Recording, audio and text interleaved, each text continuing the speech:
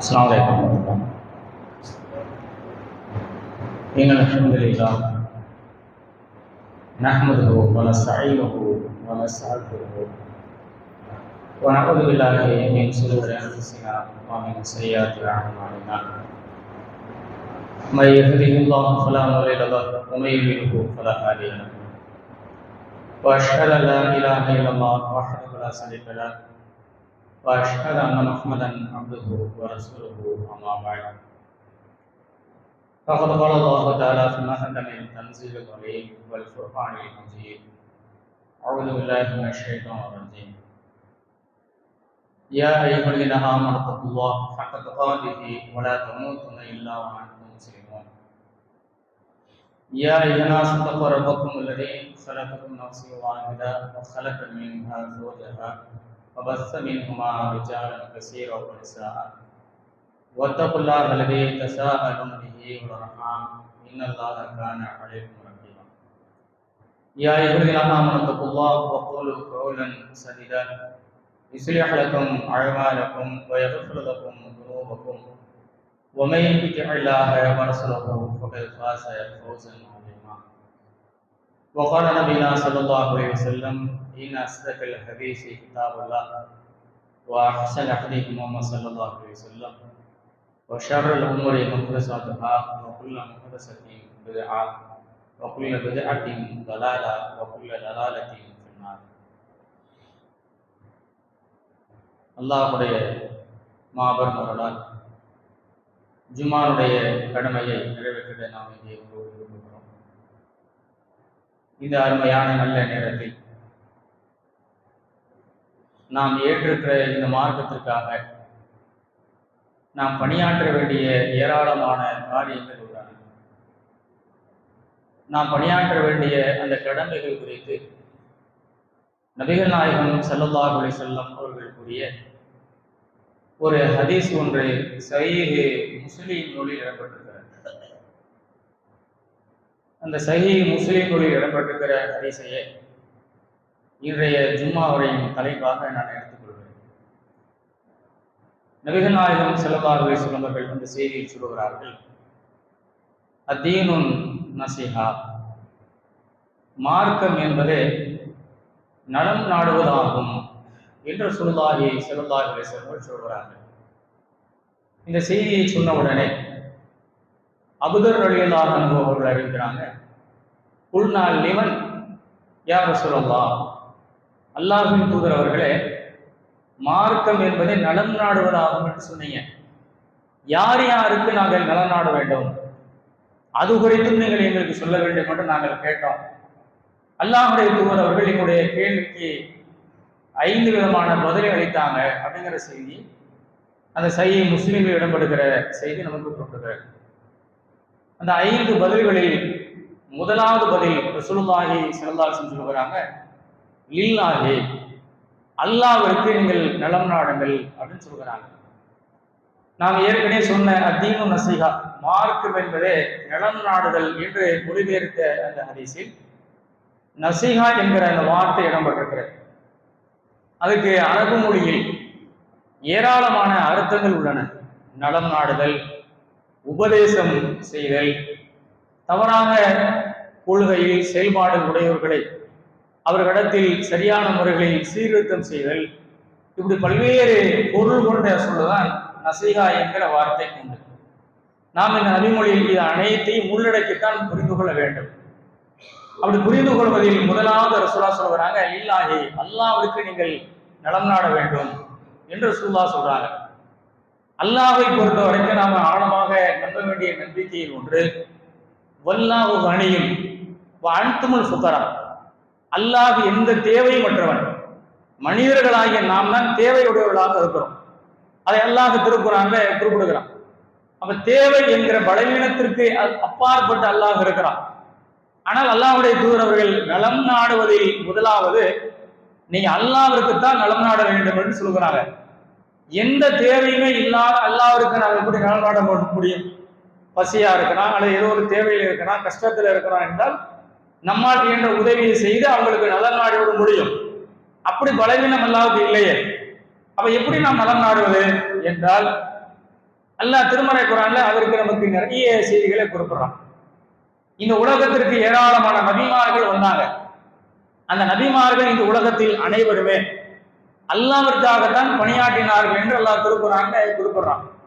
நபிமார்கள் இந்த உலகத்திற்கு வந்து பணியாற்றிய முதல் செய்தி, இந்த மார்க்கத்திற்காக நலம் நாடிய செய்திகளில் ஒன்று, தன்னுடைய சமுதாய மக்கள்கிட்ட போய் பேசுறாங்க. நூஹ் நபி, சாலிஹ் நபி, ஹூத் நபி, எல்லா நபிமார்களுமே இதே செய்தியை திரும்ப திரும்ப அவருடைய சமுதாயத்திற்கு சொன்னார் என்று அல்லாஹ் திருக்குர்ஆன்ல சொல்றான். என்ன செய்தி? யா கௌமி புதுல்லாக மாலக்கும் மின் இலாகின் கைரஹு, என் சமுதாயத்தின் மக்களே, வணக்கத்திற்குரிய இறைவன் அல்லாஹ் ஒருவன் தான், அவனை மாத்திரமே நீங்கள் வணங்குங்கள், அவன் அல்லாத வேறு யாரையும் எதையும் நீங்கள் வணங்கக்கூடாது என்கிற இந்த செய்தியை எல்லா நபிமார்களுமே அல்லாஹ்விற்காக அவருடைய சமுதாய மக்களிடத்தில் முன்வைத்து பிரச்சாரம் செய்தார்கள் என்று அல்லாஹ் திருக்குர்ஆன்ல சொல்லி காட்டுகிறான். அப்ப நபிமார்கள் இந்த உலகத்தில் அல்லாஹ்விற்கு ஆற்றிய பணிகளில் முதல் காரியம் ஷிர்க்குக்கு எதிரான பிரச்சாரம். அல்லாஹ் தான் இறைவன் அப்படிங்கிற அந்த தௌஹீத் கொள்கையை அவங்க பிரச்சாரம் செய்தார்கள் குறிப்பிடுறான். இந்த கொள்கையை சொல்வதற்கு உங்களிடத்தில் நாங்கள் எந்த பிரதி உபகாரத்தை நாங்கள் எதிர்பார்க்கவே இல்லை. இந்த உலகத்தில் நாங்கள் நன்மை எதிர்பார்க்கவே இல்லை. நாங்கள் எதிர்பார்ப்பதெல்லாம் மறுமையில் எங்கள் இறைவனிடத்தில் நன்மை எதிர்பார்த்துத்தான் நாங்கள் இதெல்லாம் சொல்கிறோம். அது அல்லாமல் நாளை மறுமை நாளில் இணை வைப்போருக்கு மகத்தான பெரிய தண்டனை உண்டு, அந்த தண்டனைகள் நீங்கள் உள்ளாயிடக் கூடாது என்று உங்கள் விஷயத்தில் நலம் நாடி நசீகத்தாகத்தான் இதை சொல்கிறோம் என்று அந்த நபிமார்கள் சொன்னார்கள் அல்லாஹ் சொல்கிறான். அப்ப அல்லாஹ்விற்காக சமுதாய மக்களிடத்தில் நலம் நாடி அவர்கள் ஆற்றிய முதல் காரியமே அல்லாஹ் தான் இறைவன், அவன் அல்லாத இறைவன் உங்களுக்கு கிடையவே கிடையாது. எந்த சூழ்நிலையிலும் அல்லாஹ்வுக்கு நீங்க இணை வச்சிடாதீங்க.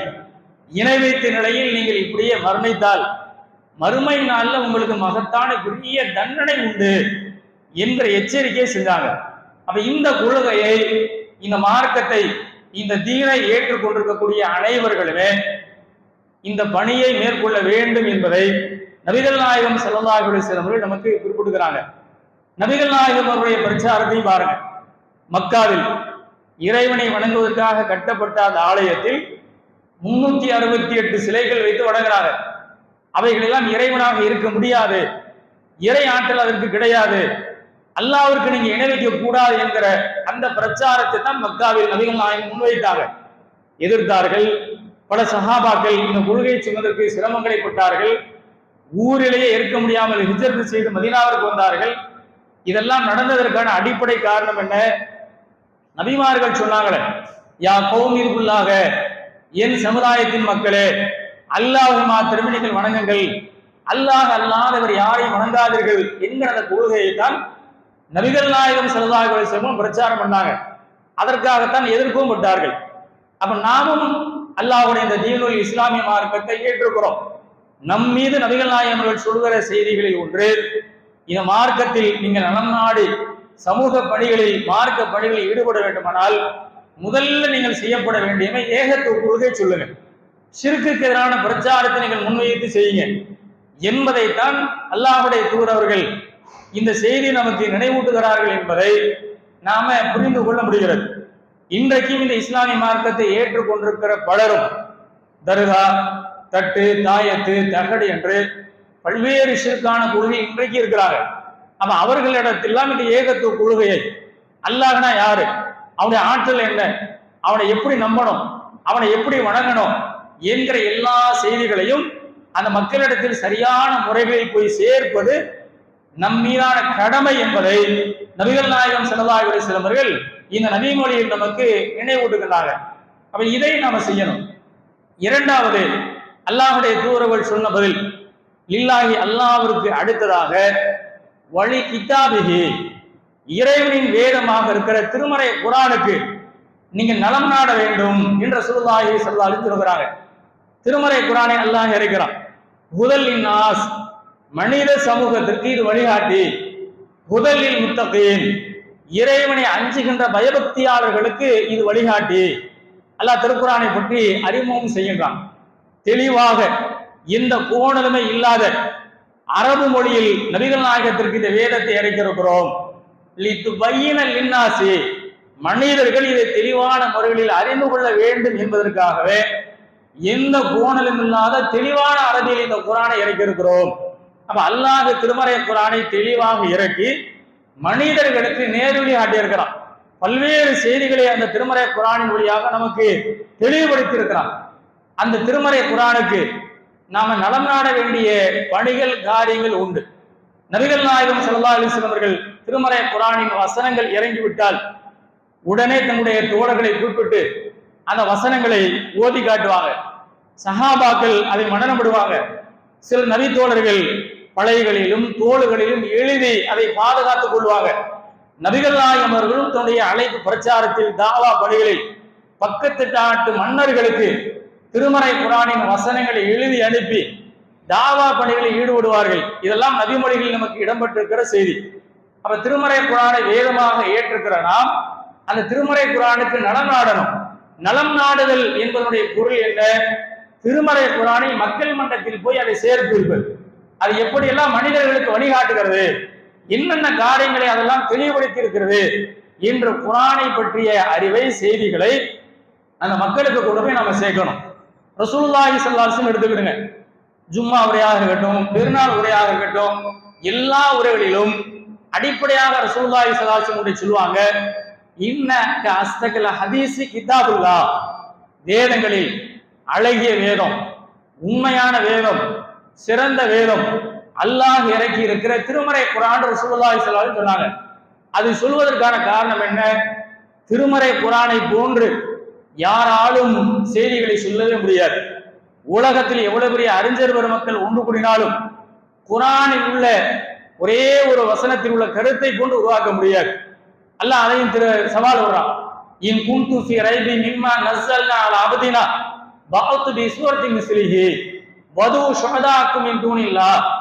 இந்த குரான் நம்முடைய அடியாராக இருக்கிற முகமது அவர்கள் மீது இறக்கியது நீங்கள் சந்தேகம் கொண்டா, இது அல்லாஹ் தான் இறக்கினானா அல்லது முகமது அவர்களா கற்பனையா சொல்றாரா அல்லது வேற யாராவது ரகசியமா இருந்து கற்றுக் கொடுக்கிறாரா அல்லது ஷைத்தான் இவருக்கு கட்டுத்தரானா என்றெல்லாம் எதிரிகள் விமர்சனம் பண்ணி பேசிட மறுத்தாங்க.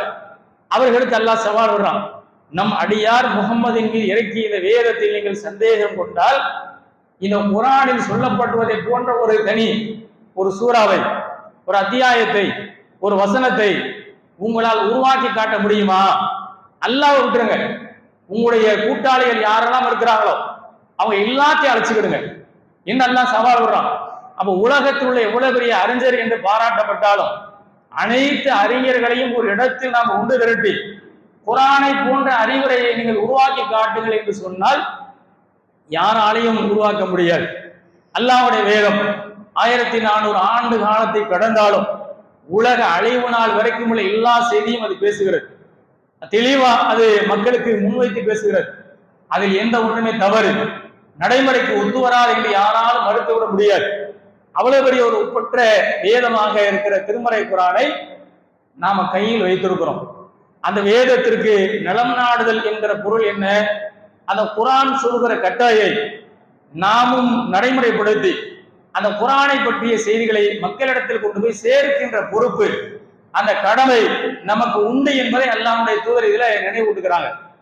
நம்முடைய சமுதாயம் குரானை அல்லாஹ்வுடைய வேதம் என்று நம்பினாலும் அந்த குரானை எப்படி நம்ப வேண்டுமோ, அந்த குரானை எப்படி நடைமுறைப்படுத்த வேண்டுமோ அப்படி நடைமுறைப்படுத்தாமல் இருக்கிறாங்க.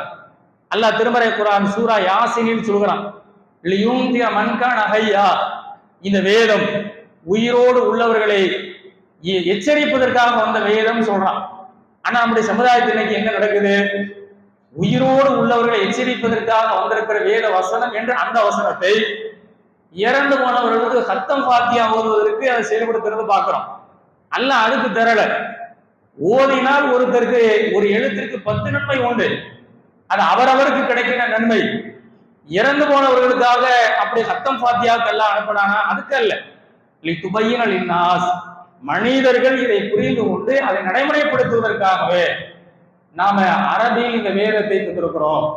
வழக்கது எஸ்என்எல் குரானில் இருக்கிறீ, இந்த வேதத்தை ஆய்வு செய்தால் சிந்தித்தால் புரிந்து ஒரு இடத்தில் எளிமையாக நம்ம தந்திருக்கிறோம்.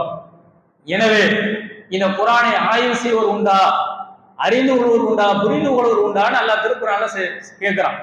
அப்ப குரானை படித்து கற்றறிந்து அந்த அடிப்படையில் நாம் செயல்பட்டு குரானுடைய கருத்துரையை சமுதாய மக்கள் இடத்தில் கொண்டு போய் சேர்க்கின்ற அந்த பொறுப்பும் கடமையும் ஒருவருக்கு உண்டு என்பதை அல்லாஹ்வுடைய தூதர் அவர்கள் அத்தீனு நசிஹா, மார்க்கம் என்பதை நலம் நாடுதல் என்கிற அந்த கருத்தில் இரண்டாவதாக நாம பின்பற்ற வேண்டிய செய்ய வேண்டியபடியாக ரசூலுல்லாஹி ஸல்லல்லாஹு அலைஹி வஸல்லம் சொல்கிறாங்க.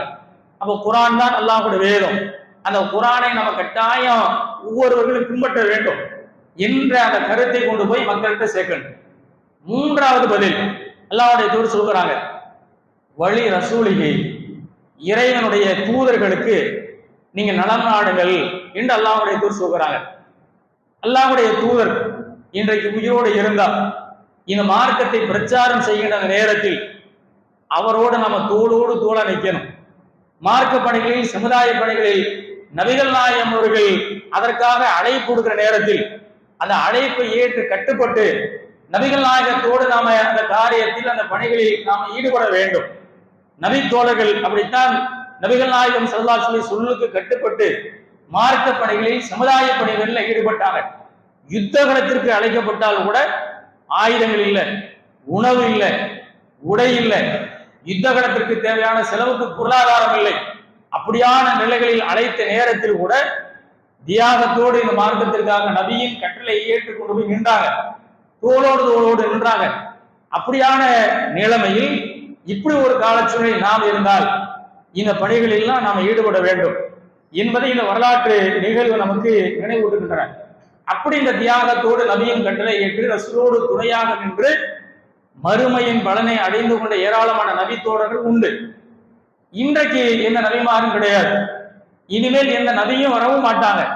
நபிகள் நாயகத்தோடு இந்த பணி, தூது பணி முடிந்து விட்டது. இன்றைக்கு நாம் இருக்கிறோம். எப்படி இறைவனின் தூதர்களுக்கு நாம் நலம் நாட முடியும் என்றால், இறைவனின் தூதர்களுக்கு நாம் நலம் நாட முடியும். எப்படி நலம் நாடலாம்? நபிகள் நாயகம் வாழ்ந்து மரணித்து 1400 ஆண்டை கடந்தாச்சு. இன்றைக்கும் நாம புகாரி, முஸ்லிம், நசாய் என்று ஏராளமான ஹதீஸ்களை படிக்கிறோம். ஒவ்வொரு சட்டங்களையும் நபிமொழியின் வாயிலாக நம்ம அறிந்து கொள்கிறோம். இதெல்லாம் எப்படி நமக்கு கிடைத்தது? வரலாறு பாருங்க. இந்த ஹதீஸ்கள் எப்படி நமக்கு கிடைத்தது என்கிற செய்தியை குறிப்பிடுகின்ற பொழுது 4 விதத்தில் நபிகள் நாயகத்துடைய சொல், செயல்கள், அங்கீகாரங்கள், அவருடைய வரலாற்று நிகழ்வுகள் நமக்கு கிடைத்தது என்பதை ஹதீசுகளை அறிஞர்கள் பதிவு செய்யறாங்க. ரசூலுல்லாஹி ஸல்லல்லாஹு அலைஹி வஸல்லம் இருந்த ஒரு செய்தியை சஹாபாக்கள் பார்த்து விட்டால் தஆமுல், அதை அவர்கள் பின்பற்றி அந்த செய்தியை பாதுகாத்தாங்க. இரண்டாவது, எழுத தெரிந்த சில நபி தோழர்கள் நபிகள் நாயகம் ஸல்லல்லாஹு அலைஹி வஸல்லம் இருந்து சில அறிவுரைகளை எழுதி வைத்துக் கொண்டாங்க.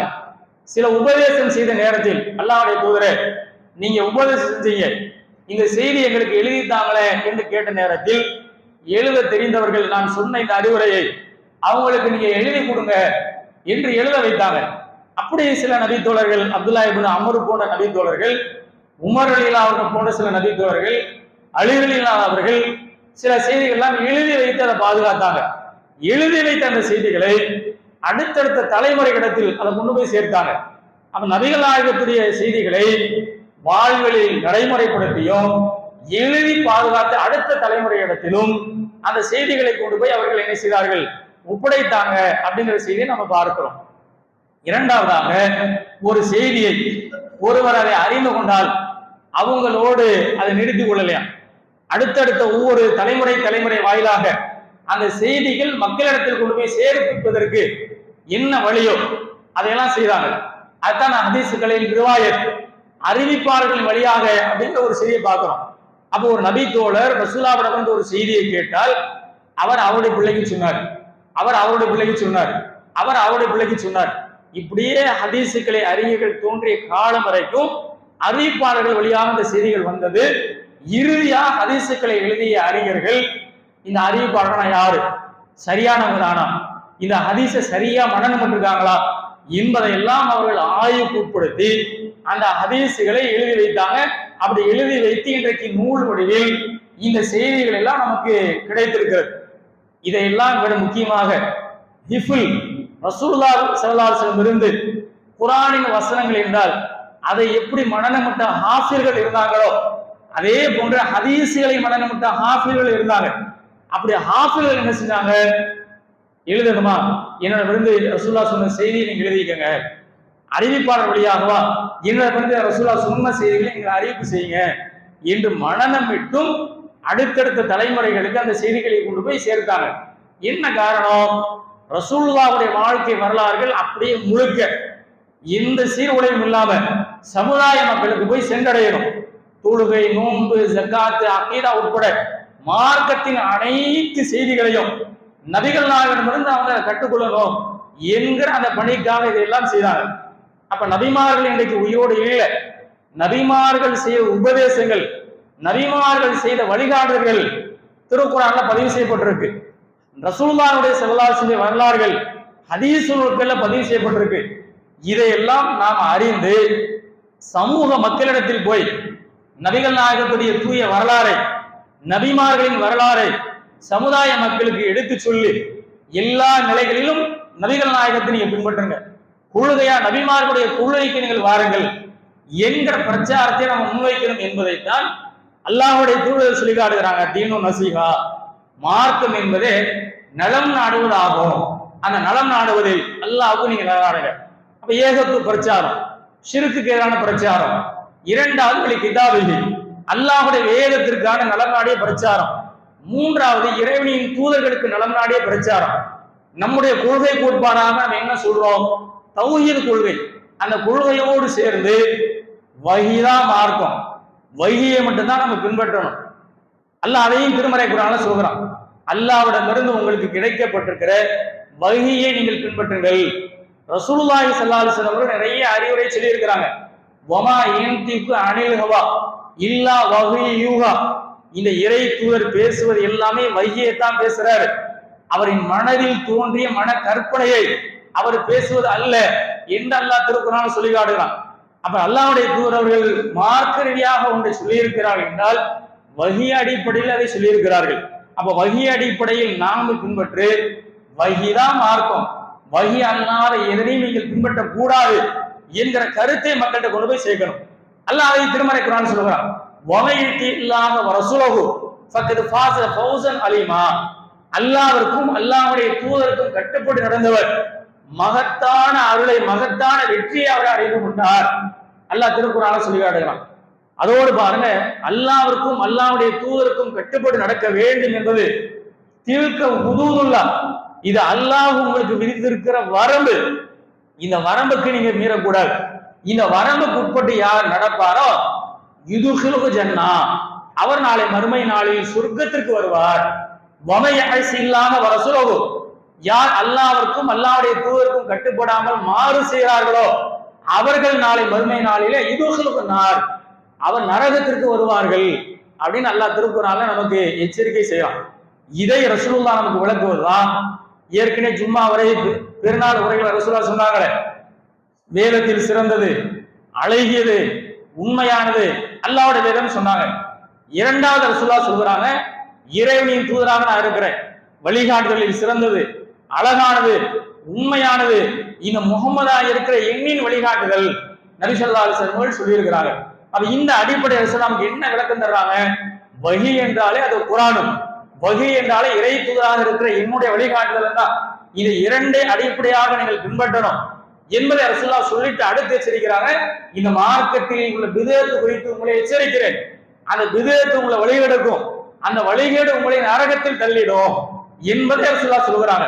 அப்ப இந்த மூன்றையும் நம்ம ஆய்வுக்கு உட்படுத்தினா தௌஹீத் பிரச்சாரத்தையும் ஷிர்க்குக்கு எதிரான பிரச்சாரத்தையும், குர்ஆன் சுன்னாதான் மார்க்கம், வஹீதான் மார்க்கம், அதைத்தான் நீங்கள் பின்பற்றணும், அது அல்லாத எதையும் நீங்கள் மார்க்கமாக பின்பற்ற கூடாது என்கிற கருத்தை ஆழமாக நாம் சொல்ல வேண்டும் என்பதை நபிகள் நாயகம் ஸல்லல்லாஹு அலைஹி வஸல்லம் இதுல நமக்கு சொல்கிறாங்க.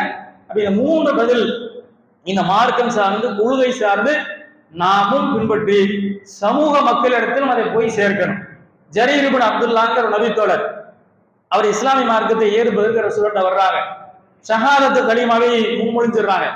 அதற்கு பிறகு ரசூலுல்லாஹ்ட்ட அவங்க ஒரு ஒப்பந்தம் எடுத்தாங்க, இந்த மார்க்க பணிகள் அங்க நலம் நாடி நாங்க செயல்படுவோம் என்கிற ஒரு ஒப்பந்தத்தையும் ரசூலுல்லாஹி ஸல்லல்லாஹு அலைஹி வஸல்லம் எடுத்ததாக ஜரீர் இப்னு அப்துல்லாஹ் சொல்றாங்க. அப்ப இந்த மார்க்கத்தில் ஒருவர் இணைந்து இந்த மார்க்க கொள்கையை ஏற்று நடப்பாரே ஆனால் இந்த மார்க்கத்திற்காக நலம் நாட வேண்டிய பணிகள் உண்டு. அதில் முதலாவது அல்லாஹ்வுடைய ஏகத்துவ கொள்கையை சொல்லி ஷிர்க்குகராக செயல்படுறது, அல்லாஹ்வுடைய வேதமான திருமறை குர்ஆனின் கருத்துக்களை மக்களிடத்தில் பிரச்சாரம் செய்து குர்ஆனை நீங்கள் பின்பற்றுங்கள் என்கிற அந்த பிரச்சார பணியை மேற்கொள்வது, நபிகள் நாயகம் ஸல்லல்லாஹு அலைஹி வஸல்லம் அவருடைய வாழ்வில் நடைமுறையை அறிந்து அந்த கொள்கையின் அடிப்படையில் இபாதத்து அக்கீதா எந்த துறையாக இருக்கட்டும் இயன்ற அளவுக்கு ரசூலுல்லாஹி ஸல்லல்லாஹு அலைஹி வஸல்லம் வழிமுறையை பின்பற்றி நடங்கள் என்கிற பிரச்சாரத்தை செய்வது என்பதை நாம அறிந்து கொள்ளலாம். இதற்கு அடுத்ததாக நபிகள் நாயகம் ஸல்லல்லாஹு அலைஹி வஸல்லம் அவர்கள் இன்னும் ஒரு 2 செய்திகளை சேர்த்து நாம் பணியாற்ற வேண்டிய காரியங்களை நமக்கு விளையாட்டி இருக்கிறாங்க. இன்ஷா அல்லாஹ் அந்த 2 காரியங்கள் குறித்து 2வது அமர்வில் தெரிவித்துக் கொள்ளலாம் என்று தெரிவித்து இந்த ஜும்மாவின் 1வது அமர்வை நிறைவு செய்து கொள்கிறேன். வாஃபிருமான அல்ஹம்துலில்லாஹி இருக்கிறார்.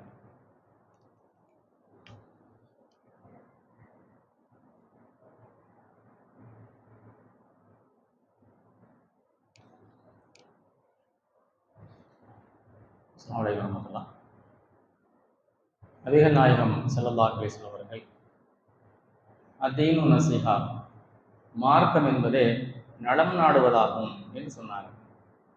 அந்த செய்தியினுடைய 4வது செய்தியாக ரசூலுல்லாஹ் சொல்கிறாங்க, ஐம்மத்தில் முஸ்லிமீன், ஒட்டுமொத்தமான முஸ்லிம் சமுதாயத்திற்கும் நீங்கள் நலம் நாடுங்கள் ரசூலுல்லாஹி ஸல்லல்லாஹு அலைஹி வஸல்லம் சொல்கிறாங்க. ஒரு முஸ்லிம் ஒரு இன்னொரு முஸ்லிம் இடத்தில் எப்படியெல்லாம் நடந்து கொள்ள வேண்டும், நடந்து கொள்ளக்கூடாது என்கிற அறிவுரையை அல்லாஹ் நமக்கு சொல்லியிருக்கிறான். நபிகள் நாயகம் ஸல்லல்லாஹு அலைஹி வஸல்லம் நமக்கு சொல்லியிருக்கிறாங்க. அல்லாஹ் முதல்ல சொல்லக்கூடிய ஒரு செய்தியை பாருங்க, இன்னமல் முஃமினூன இஹ்வா, மூமின்கள் அனைவருமே சகோதரர்கள், ஃபஅஸ்லிஹு பைன அஹவைக்கும், அவர்களுக்கு மத்தியில் நீங்கள் நல்லிணக்கத்தை நீங்கள் ஏற்படுத்திக் கொள்ளுங்கள். அல்லாஹ் திருமறை குர்ஆன்ல சொல்லி காட்டுகிறான். அப்போ உலகளாவிய அளவில் இருக்கக்கூடிய அனைத்து முஸ்லிம்களுமே கொள்கை அடிப்படையில் நமக்கு சகோதரர்கள் என்பதை எல்லாம் நமக்கு சொல்லி காட்டுகிறான். ரசூலுல்லாஹி ஸல்லல்லாஹு அலைஹி வஸல்லம் சொல்றாங்க, அல் முஸ்லிம் அஃபுல் முஸ்லிம், ஒரு முஸ்லிம் இன்னொரு முஸ்லிமுக்கு சகோதரன் ஆவான். அல்லாஹ்வுடைய தூதர் சொல்லிட்டு இதோடு நிறுத்திக்கிடல. அடுத்த ரசூலுல்லாஹ் சொல்றாங்க, லா யுலிமுஹு வலா யுஸ்லிமுஹு, ஒரு மூமின் இன்னொரு மூமினால் பாதிக்கப்படக்கூடாது. அப்படின்னா அல்லாஹ்வுடைய தூதர் என்ன சொல்றாங்க, நாம் முஸ்லீமா இருக்கிறோம், நம் கரத்தினாலோ நம் நாவுகளினாலோ நம்முடைய செயல்பாடுகளாலோ அடுத்த முஸ்லீம் பாதிக்கப்பட்டு விடக்கூடாது. அதுல நம்ம கவனமா நடக்கணுமா. அடுத்த ரசூலுல்லாஹ் சொல்றாங்க, ஒரு முஸ்லீம் பாதிக்கப்படுறான், நமக்கு என்ன, நமக்கு அந்த பாதிப்பு வந்துச்சு என்று கண்டுகொள்ளாம போயிடக்கூடாதான், அவனை கைவிட்டக்கூடாதான், அவனுக்கு நம்மால் என்ன உதவி செய்து அந்த பாதிப்பிலிருந்து அவனை மீட்டெடுப்பதற்கு என்ன செய்யணுமோ அந்த பணிகளில் நீங்கள் செயல்படுங்கள். அல் முஸ்லிம் அஃபுல் முஸ்லிம், ஒரு முஸ்லிம் இன்னொரு முஸ்லிமுக்கு சகோதரன் ஆவான் அப்படிங்கிற செய்தியை சொல்லிட்டு அதையும் அடுத்து அதோட நிறுத்திக்கல. அடுத்த ரசூலுல்லாஹ் சொல்றாங்க, ஒரு முஸ்லிம் தவறு செய்தால் அவனின் குறையை இந்த உலகத்தில் நீங்கள் மறையுங்கள், அதை பகிரப்படுத்தக்கூடாது, மக்கள்கிட்ட அதை கொண்டு போய் அதை பரப்பிடக்கூடாது. அப்படி நீங்கள் ஒரு முஸ்லிமுடைய குறையை இந்த உலகத்தில் நீங்கள் மறைத்தால், நாமளும் மனிதன் தான், தவறுகளுக்கு அப்பாற்பட்டு யாரும் என்பது இருந்துவிட முடியாது. பெரியதாகவோ சிறியதாகவோ ஏதாவது தவறுகள் நம்மகிட்ட வந்துடும். அல்லாஹ் திருமறை குர்ஆன்ல மனிதர்களை பலவீனமாகத்தான் படைச்சிருக்கிறோம்னு சொல்லி காட்டுறான். அப்ப பலவீனமாக நாமளும் இருக்கிறோம், நாமளும் தவறு செய்வோம். அது நம்ம என்ன நினைப்போம், நம்முடைய தவறு மக்கள்கிட்ட போயிடக்கூடாது, நம்முடைய தவறை அப்படி யாரும் பகிரங்கப்படுத்த கூடாதுன்னு நம்ம நினைப்போம். ஆனா நம்முடைய தவறை மறைக்கணும்னு நம்ம நினைக்கிற மாதிரி ஒரு முஸ்லிமின் தவறை குறையை நாம் இந்த உலகத்தில் மறைத்தால் மறுமையில் அல்லாஹ் உங்களுடைய தவறை மறைப்பான். இந்த உலகத்தை நாம பகிரங்கப்படுத்துறோம் வச்சுக்கிடுங்க, பெருமதி ஒரு குறுகிய வட்டாரத்தில் ஒரு குறிப்பிட்ட மக்களுக்கு அது போய் சென்றடையும். மறுமை மகஷரமையார்தான் நினைவு பாருங்க, ஆதம் நபியில இருந்து இந்த உலகத்தில் கடைசியாக பிறந்து மரணிக்கிற குழந்தை வரைக்கும் எல்லாரும் மகஷரமையார்தான் நிறுத்தப்பட்டிருப்போம். அந்த இடத்தில் அல்லாஹ் நம்முடைய தவறை நம்முடைய பாவத்தை பகிரங்கப்படுத்த நினைச்சிட்டா என்ன நடக்கும், அல்லாஹ் அங்க குற்றமிடிக்க நாட்டிட்டா என்ன நடக்கும், தப்பிக்க முடியுமா? தப்பிக்க முடியாது. மனுஷன் தான் தவறு செய்வான், அவரை போய் பகிரங்கப்படுத்த கூடாது அப்படின்னு நம்ம மறைக்கணும். அதனால அதை அப்படியே விட்டுறதா? அப்படியும் இல்லை. ரசூலா சொல்றாங்க, ஒரு முஸ்லீம் இன்னொரு முஸ்லீமுக்கு கண்ணாடியை போன்றவன் அப்படின்னு சொல்றாங்க. ஒரு கண்ணாடி முன்னாடி நம்மளை போய் காட்டுறோம். அந்த கண்ணாடி நம்ம இடத்தில் என்ன குறை இருக்குதோ அது நமக்கு மட்டும்தான் காட்டும். ஊர் உலகத்திற்கு அதை கொண்டு போய் படம் பிடிச்சு அதை காட்டிடாது. அந்த கண்ணாடி நம்முடைய குறையை காட்டுது. எதுக்கு காட்டுது? அந்த குறையை நீ சரிப்படுத்திக்க, உன்னை அழகுபடுத்திக்க என்று நமக்கு மட்டும்தான் காட்டுது. அப்போ ஒரு முஸ்லீம் தவறு செய்யறானா அவன் இடத்தில் போய் தனிப்பட்ட முறையில் இது தவறு, இப்படியே நீங்க மரணிச்சா மறுமையில் அல்லாஹ் அதற்கு குற்றம் பிடிக்க நாடிட்டா ஒரு பெரிய நஷ்டத்தை நீங்க மறுமையில நீங்க பெற நாடிடும். அதனால இந்த மாதிரியான தவறு செய்யாதீங்க. தௌபா தேடி தங்களை திருத்திக்கங்க, நன்மையை நோக்கி வாங்க என்று அவருக்கு சொல்ல வேண்டிய அறிவுரைகளை நம்ம அதை கொண்டு போய் சொல்லணுமா? ரசூலா இதெல்லாம் அதை செய்ய நமக்கு வழிகாட்டுறாங்க. அடுத்த ரசூலா சொல்கிறாங்க, ஒரு முஸ்லிமின் இந்த உலகத்தின் தேவையை ஒருவர் நிறைவேற்றுவாரானால் அவரின் மறுமையின் தேவையை அல்லாஹ் நிறைவேற்றுவான் அப்படின்னு ரசூலா சொல்கிறாங்க. அது எந்த தேவையும் இருக்கலாம். வாழ்வில கஷ்டப்படுறாரு, படிக்க முடியல, உணவு இல்லாம கஷ்டப்படுறாரு, உடை இல்லாம கஷ்டப்படுறாரு, எந்த உதவியாக இருந்தாலும் அந்த உதவி இஹ்லாஸான தூய முறையில் நாம் அதை செய்தால் அல்லாஹ் அதற்கு பிரதியாக நமக்கு மறுமையில் நன்மையை தர்றான். மறுமையின் தேவையை அல்லாஹ் பூர்த்தி செய்வதாக ரசூலா சொல்றாங்க. மறுமையின் தேவை என்பது நமக்கு என்ன? நம் பாவங்கள் மன்னிக்கப்படணும், நாம் செய்யக்கூடிய இஹ்லாஸான அமல்கள் மறுமையில ஏற்கப்படணும். அதற்கு பதிலாக அல்லாஹ் நமக்கு சொர்க்கத்தை தரணுங்கிறதான நம்முடைய தேவை. அந்த தேவையை இந்த உலகத்தில் ஒரு முஸ்லிமின் தேவையை நிறைவேற்றினால் அல்லாஹ் அதை தருவதாக ரசூலுல்லாஹி ஸல்லல்லாஹு அலைஹி வஸல்லம் சொல்கிறாங்க. அப்ப இங்க வாங்க, அத்தீனு நஸீஹா, மார்க்கம் என்பது நலம் நாடுவதாகவும் அந்த காரியத்தில் ஒரு முஸ்லிமுக்கு நீங்க நலம் நாடணும், ஒட்டுமொத்த முஸ்லிம் சமுதாயத்திற்கு நீங்க நலம் நாடணும் என்பதை ரசூலுல்லாஹி ஸல்லல்லாஹு அலைஹி வஸல்லம் நமக்கு சொல்லி காட்டுகிறாங்க. இது இந்த உலகியல் சார்ந்து மாத்திரமல்ல, முஸ்லிம்களுக்கு இந்த உதவிகள் சமூக பணிகள் எல்லாம் நம்ம செய்வதற்கு காரணம் அவங்க இஸ்லாத்தில் ஒரு ஆழ்ந்த பிடிப்பா இருக்கணும், மறுமையில் அவங்க நன்மையை நோக்கி வரணுங்கிறதுக்காகத்தான். அப்ப அல்லாஹ்வை பற்றி, அல்லாஹ்வுடைய தூதரை பற்றி, அல்லாஹ்வுடைய வேதத்தை பற்றி முதல்ல அடுத்த சமுதாயத்திற்கு முன்னாடி நம் சமுதாய மக்களிடத்தில் இந்த புரிதல்களை எல்லாம் ஏற்படுத்த வேண்டிய ஒரு பொறுப்பு, ஒரு கடமை நமக்கு உண்டு. ரசூலுல்லாஹி ஸல்லல்லாஹு அலைஹி வஸல்லம் அதையும் நமக்கு செஞ்சு காட்டியிருக்கிறாங்க. நபி தோழர்களை பள்ளிவாசல்களை சில நாட்கள் தங்க வைப்பாங்க. தங்க வைத்து ரசூலுல்லாஹ்விற்கு மார்க்க செய்திகள் எல்லாம் சட்டங்கள் எல்லாம் அவங்களுக்கு கற்றுக் கொடுப்பாங்க. அப்படி சஹாபாக்கள் பள்ளியில தங்கி இருந்து வெளியில் அவங்களுடைய ஊராரை, சமூக மக்களை, குடும்பத்தாரை சந்திக்கிற நேரத்தில் ரசூலுல்லாஹ் சொல்லி அனுப்புனாங்க, என்னிடமிருந்து மார்க்கத்தை நீங்க கற்றிருக்கிறீங்க, அந்த கற்ற அடிப்படையில் நீங்களும் செயல்படுங்க, உங்கள் சமுதாய மக்களுக்கு, உங்களின் குடும்பத்தாருக்கு இங்கு கற்ற செய்திகளை நீங்கள் கொண்டு போய் சேருங்கள் ரசூலுல்லாஹி ஸல்லல்லாஹு அலைஹி வஸல்லம் சொன்னாங்க. அப்ப மார்க்க ரீதியாக நம்ம என்னெல்லாம் கற்றுக்கிறோமோ அந்த கற்ற செய்தியை நலம் நாடி நாம எப்படி நம்முடைய பாவங்கள் மன்னிக்கப்பட்டு சொர்க்கத்துக்கு போகணும், கொள்கையோடு வாழ்ந்து கொள்கையோடு மரணிக்கணும் விரும்பணுமோ அந்த விருப்பத்தை நம் சமுதாய மக்கள் அனைவரின் மீதும் அந்த காரியத்தை வைத்து அவங்கள அல்லாஹ்வை பற்றி நோக்கி அழைக்கணும், ரசூலுல்லாஹ்வுடைய அந்த சுன்னாவை நோக்கி அழைக்கணும், அல்லாஹ்வுடைய வேதமான திருமறை குர்ஆனை நோக்கி நாம அவங்களை எல்லாம் அழைத்து அவர்களை தர்பியத்து செய்ய வேண்டிய ஒரு பொறுப்பு, ஒரு கடமை நமக்கு உண்டு என்பதை அழகாக அல்லாஹ்வுடைய தூதர்கள் நமக்கு சொல்லி காட்டுறாங்க. அப்ப சீர்திருத்தம் செய்தல், சரி செய்தல், நலம் நாடுதல், இத்தனை பொருளையும் உள்ளடக்கிய வார்த்தை ரசூலுல்லாஹ் நமக்கு பயன்படுத்தி இருக்கிறாங்க. பொதுவாக ரசூலுல்லாஹை பொறுத்தவரைக்கும் ஹதீஸுகளை அறிஞர்கள் பாராட்டுவாங்க. ஜவாமியுல் கலீம் அப்படின்னு சொல்லுவாங்க. ரசூலுல்லாஹ் ஒரு செய்தியை சொல்ல வந்தா நீண்ட நேரம் வடவடவெல்லாம் பேச மாட்டாங்க, நிறைய வார்த்தைகளை பேச மாட்டாங்க. ஜவாமியுல் கலீம், ஒரு குறைந்த வார்த்தையை பேசுவாங்க, பொருள் ரீதியாக நிறைய பொருளை தருமா, நிறைய வழிகாடுகளை தருமா. அப்ப ரசூலுல்லாஹ் பாருங்க, ஒரு சின்ன செய்தி தான் அத்தீனு நஸீஹா என்ற ஒரு சின்ன செய்தி, அதில் நாம விளக்கம் எடுத்தால் இன்னும் கூடுதலாக குர்ஆனை ஹதீஸை வரலாறு ஆய்வு செய்தால் இன்னும் நிறைய நமக்கு விளக்கங்கள் கிடைக்கும். நாம் மார்க்கத்திற்கு சமூகத்திற்கு ஆற்ற வேண்டிய பணிகள் குறித்து வழிகாட்டு நமக்கு கிடைக்கும். அப்படி ஒரு பாராட்டத்தக்க ரசூலுல்லாஹ் நஸீஹா என்கிற வார்த்தையில் இந்த சமூகத்துக்கு செய்ய வேண்டிய அனைத்து பொறுப்பையும் கடமையும் நமக்கு சொல்லிட்டு போயிடறாங்க. நபிமார்கள் வரமாட்டாங்க, தூதுத்துவம் முடிஞ்சாச்சு. அப்ப தூதர்களின் பணியை நாம மேற்கொண்டு அந்த பணிகளை செய்ய வேண்டும் என்பதை ரசூலுல்லாஹ் நமக்கு சொல்லி காட்டுகிறாங்க. ஒரு சின்ன செய்தி, பல்லியுக அன்னி வளவாயா, என்கிட்ட ஒரு சின்ன செய்தி உங்களுக்கு கிடைத்ததா, அதை கொண்டு போய் அடுத்த மக்களுக்கு சொல்லுங்க, அதை போய் சேர்ப்பீங்க என்பதை ரசூலுல்லாஹ் நமக்கு வழிகாட்டி இருக்கிறாங்க. அப்ப இதையெல்லாம் நம்முடைய சமுதாய மக்களிடத்திலும் கொண்டு போய் சேர்க்கிற அந்த கடமை உண்டு என்பதை இதெல்லாம் நம்ம புரிஞ்சுக்கிடலாம். அடுத்து பாருங்க, 5வது செய்தியா ரசூலுல்லாஹ் சொல்றாங்க, ஆமாத்திஹிம், இந்த சமுதாயத்தின் உள்ள தலைவர்களுக்கு நீங்கள் நலம் நாடுங்கள். ரசூலுல்லாஹ் சொல்றாங்க, தலைவர்களுக்கு எப்படி நலம் நாடுறது என்றால் அதற்கு ரசூலுல்லாஹ்ட்ட வழிகாட்டுதல் இருக்கு. நபிகள் நாயகம் அவர்கள் திருமறை குர்ஆனின் வசனங்களை எழுதி அதற்கு கீழாக தன்னுடைய பக்கத்து நாட்டு மன்னர்களுக்கு அனுப்பிய செய்தியில் குறிப்பிட்டாங்க, ஒரு குறிப்பிட்ட இந்த சமுதாயத்தின் மக்களுக்கு தலைவரா, ஆட்சியாளரா, பொறுப்பாளராக நீங்கள் இருக்கிறீங்க. அல்லாஹ் இந்த பொறுப்பை உங்களுக்கு தந்திருக்கிறான். உங்கள் வழியாக மக்கள் நேர் வழிக்கு வரணும், தவறான வழிகேட்டில் அவங்க போயிடக்கூடாது. இந்த சத்திய மார்க்கத்தை நோக்கி நாங்கள் உங்களை அழைக்கிறோம். அல்லாஹ் தான் இறைவன், அல்லாஹ் அல்லாத இவர் இறைவன் யாருமே இல்லை என்கிற இந்த பொதுவான கலிமாவில் நீங்கள் எல்லாரும் வாங்க. ஒருவேளை நாம் சொல்லுகிற இந்த சத்தியத்தின் கருத்தை நீங்கள் ஏற்றுக்கொண்டால், நம் தலைவரே ஏற்றுக்கிட்டாரு, நம்முடைய ஆட்சியாளரை ஏற்றுக்கிட்டாரு, நாமளும் இந்த மார்க்கத்தை ஏற்றுக்கொள்வோம் என்று உங்கள் சமூக மக்களும் இந்த மார்க்கத்தை ஏற்றுக்கொண்டு வருவாங்க.